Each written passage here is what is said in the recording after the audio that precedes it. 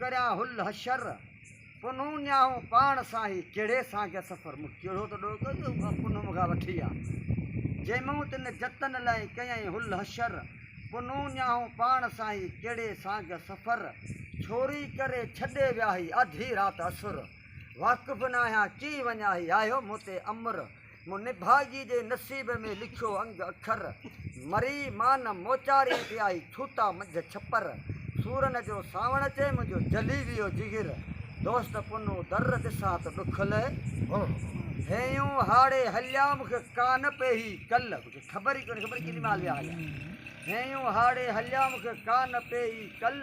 पुनू न्याऊं पाण सां मुंहिंजो ॿधिया ॿारो चल